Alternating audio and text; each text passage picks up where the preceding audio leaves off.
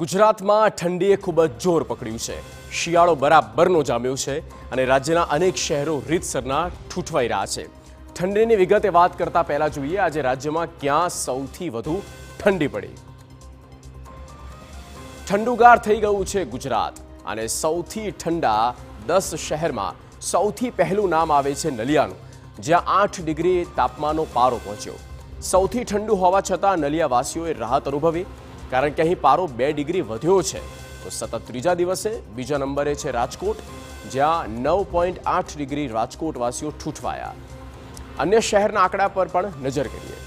ડીસામાં 10.4, નર્મદામાં 10.6, ત્યારબાદ દાહોદની વાત કરીએ 11.5 ડિગ્રી તાપમાન, વડોદરામાં 12 ડિગ્રી તાપમાન નોંધાયું છે। ત્યારબાદ ભુજમાં 12 ડિગ્રી તાપમાન નોંધાયું, જ્યારે ગાંધીનગરમાં 12.6 ડિગ્રી તાપમાન નોંધાયું છે। અમદાવાદમાં 13.3 ડિગ્રી અને અમરેલીમાં 13.3 ડિગ્રી તાપમાન નોંધાયું છે। તો આજનો આ આંકડો છે, ક્યાં કેટલું તાપમાન મહત્તમ છે તેની વિગતો મેં આપને પહોંચાડી। ઠંડીમાં ઠૂઠવાઈ ગયેલા લોકો માટે છે રાહતના સમાચાર। આ હારથી જોતી ઠંડી હવે વધુ નહીં રહે, પરંતુ રાહત માટે જોવી પડશે હજુ 2 દિવસ રાહ। ઠંડી એક બાજુ રેકોર્ડ તોડી રહી છે એવા વિસ્તારમાં તાપમાનના પારો 10 ડિગ્રી ગગડી ગયો છે, જ્યાં ભાગ્યે જ શાળામાં પણ પંખા બંધ થતા હોય।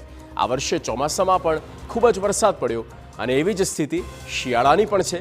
ગાત્રો થીજવતી ઠંડી અને ખૂબ લાંબો સમય ચાલતો રહેશે શિયાળો।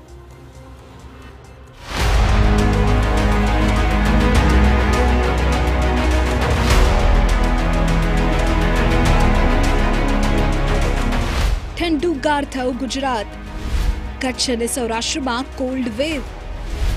નલિયામાં સૌથી વધુ ઠંડી, 10 શહેરોમાં પારો 13 ડિગ્રીથી નીચે। ઠંડી તેના તમામ રેકોર્ડ તોડી રહી છે અને ગાત્રોથી જવતી ઠંડીનો અનુભવ પણ થઈ રહ્યો છે। સૌરાષ્ટ્ર અને કચ્છમાં કોલ્ડ વેવથી લોકોની હાલત બદતર છે। સતત ત્રીજા દિવસ સુધી નલિયા અને રાજકોટ સૌથી ઠંડા શહેર થઈ ગયા। હવામાન વિભાગની આગાહી મુજબ સૌરાષ્ટ્ર કચ્છમાં ઉત્તર દિશા તરફથી પવનો આવતા ઠંડીનું જોર વધુ હતું, ત્યારે છેલ્લા 24 કલાક દરમિયાન પણ કચ્છના નલિયામાં અને સૌરાષ્ટ્રના વિવિધ જિલ્લાઓમાં ઠંડીનું જોર યથાવત રહ્યું। આ ઉપરાંત નલિયા અને રાજકોટમાં રાજ્યનું સૌથી ઓછું લઘુત્તમ તાપમાન નોંધાયું। નલિયામાં સૌથી ઓછું 8 ડિગ્રી તાપમાન, 9.8 ડિગ્રી સાથે રાજકોટ ઠૂંઠવાયું। ડીસામાં ઠંડીનો પારો 10.4 ડિગ્રી પર। અને હજુ તો હવામાન વિભાગનું કહેવું છે કે આગામી 7 દિવસ રાજ્યમાં વાતાવરણ શુષ્ક રહેશે। आने वाला अगले 7 दिन मौसम शुष्क रहेगा और जो पवन का दिशा है उत्तर पूर्व से पूर्व का दिशा में है। और जो सबसे न्यूनतम तापमान जो लघुत्तम तापमान रिकॉर्ड हुआ है वो नलिया में है 8 डिग्री सेंटीग्रेड। और जो तापमान का आज का जो लघुत्तम तापमान का जो पूर्वानुमान दिया गया है, आने वाला अगले 5 दिन तक जो है नो लार्ज चेंज में जाएगा। और जो अहमदाबाद और आसपास जो एरिया है उसके लिए 13 डिग्री सेंटीग्रेड के आसपास के टेम्परेचर रहने का अनुमान पूर्वानुमान दिया गया है। हजू 2 दिवस ठंडीમાં રાહત નહીં, 2 દિવસ સુધી પડશે કાતિલ ઠંડી। રાજ્યમાં હજુ 2 દિવસ કાતિલ ઠંડીની આગાહી કરાઈ છે। ઉત્તર ભારતમાં અત્યાર સુધીમાં સૌથી વધુ ઠંડીની અસર થઈ છે। નલિયામાં બુધવારે સિઝનનું સૌથી ઓછું 5 ડિગ્રી તાપમાન નોંધાયું હતું। જોકે હજુ નલિયામાં ઠંડીથી રાહત તો નથી જ, આવી જ સ્થિતિ રાજકોટની પણ છે। સૌરાષ્ટ્ર અને કચ્છના ભાગો ઉપર ઉત્તર દિશા તરફથી સીધા પવનો આવી રહ્યા છે અને તેની જ અસર છે કે રાજકોટવાસીઓ ઠરી ગયા છે। સતત 4 થી 5 દિવસથી જે પ્રકારે ઉત્તર ભારતમાં હિમવર્ષા થઈ રહી છે તેના સીધા પવનો ગુજરાત તરફ આવે છે। જોકે હજુ એ વાતાવરણ નવા જ રંગ બતાવે તેવી આગાહી હવામાન નિષ્ણાત અંબાલાલ પટેલ કરી રહ્યા છે। રાજસ્થાનના ભાગોમાં પણ ઠંડી પડવાની શક્યતા રહેશે, જેની અસર છે ગુજરાત સુધી થવાની શક્યતા રહેશે। તારીખ 26ની આસપાસ બંગાળ ઉપસાગરમાં એક સિસ્ટમ બનતી જણાશે અને તારીખ 14મી ડિસેમ્બરની આસપાસ અરબી સમુદ્રમાં પણ એક લો પ્રેશર ઊભું થશે, જેનો માર્ગ સોમાલી તરફનો રહેશે। એટલે આગામી જાન્યુઆરી માસની શરૂઆતમાં હવામાનનો પડતો આવશે અને મકર સંક્રાંતિથી તે જાન્યુઆરી માસ સુધીમાં કેટલાક ઠેકાણે કમોસમી વરસાદ પવનના તોફાનો સાથે થવાની શક્યતા રહેશે। શું 17મી ડિસેમ્બરથી મળશે રાહત? શું ઠંડીનો પારો થશે સામાન્ય? કચ્છનું નલિયા તો દર વર્ષે કાશ્મીર બની જાય છે. આ વખતે પણ એવી જ સ્થિતિ છે. જોકે તેની સાથે ઉત્તર ગુજરાતના અનેક વિસ્તારોમાં પણ થરથર કાંપતા હોય છે લોકો.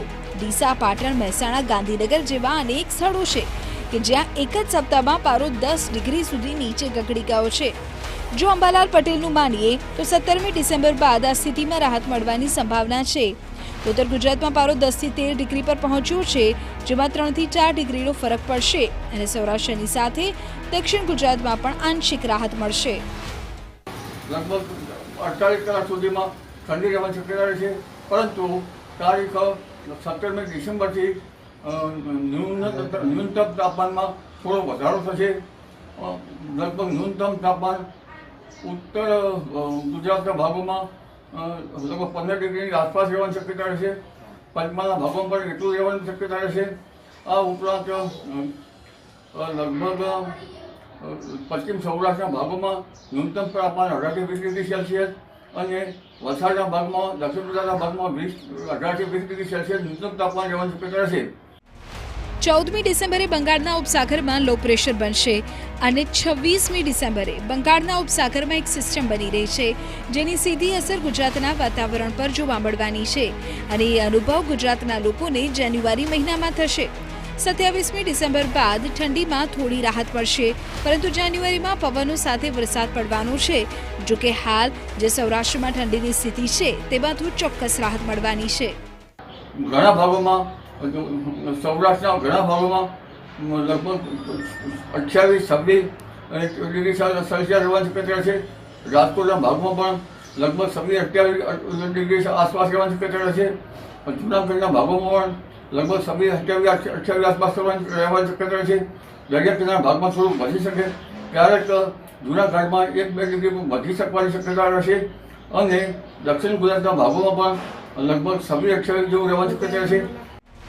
આપણે ભલે ઠંડીમાં ઠૂંઠવાઈ ગયા છીએ, પરંતુ હાલની ઠંડી ખેતી માટે લાભદાયી છે. ઠંડીનું પ્રમાણ વધુ રહેતા શિયાળુ પાકને પણ ફાયદો થવાની શક્યતા છે.